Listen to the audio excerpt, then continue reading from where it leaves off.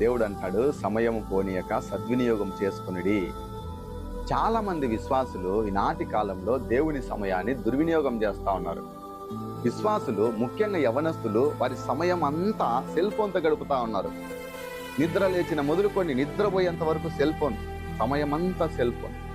ఇంకా కొంతమంది విశ్వాసులు టీవీలకు అతకపోతా ఉన్నారు. సినిమాలు చూస్తా, కుటుంబాలతో కలిసి సీరియళ్లు చూస్తా.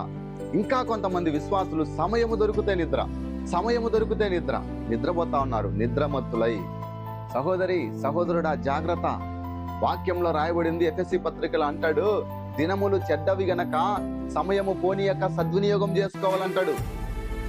నీ సమయాన్నంతటినీ ప్రార్థనకి ఇవ్వాలా, నీ సమయాన్ని వాక్యముతో గడపాలా, నీ సమయం అంతా విశ్వాస సంబంధమైన కుటుంబాలతో గడపాలా, నీ సమయము దేవునితో గడపాలా. తగిన సమయముందు ఆయన మిమ్మల్ని హెచ్చించినట్టు ఆయన చేతుల కింద ఉండమంటాడు, బలిష్టమైన చేతుల కింద. ఈరోజు ఏం చేస్తా ఉన్నావు నీ సమయాన్ని? ఒకసారి జ్ఞాపకం చేసుకోండి సహోదరుడు, ఒకసారి నీ సమయాన్ని ఏం చేస్తా ఉన్నావు? దేవుడు లెక్క అడుగుతాడు. జాగ్రత్త.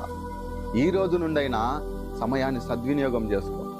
ఉదయం మొదలుకొని రాత్రి పడుకోబోయే వరకు ఈ సమయానంతటిని దేవునితో గడుపు. సమయము దొరికితే వాక్యం, సమయము దొరికితే ప్రార్థన, సమయము దొరికితే విశ్వాస సంబంధమైన కుటుంబాలతో ఐక్యత కలిగి, దేవునితో ఐక్యత కలిగి జీవించు. తగిన సమయం ముందు దేవుడు నిన్ను హెచ్చిస్తాడు. ఆయన బలిష్టమైన చేతుల కింద.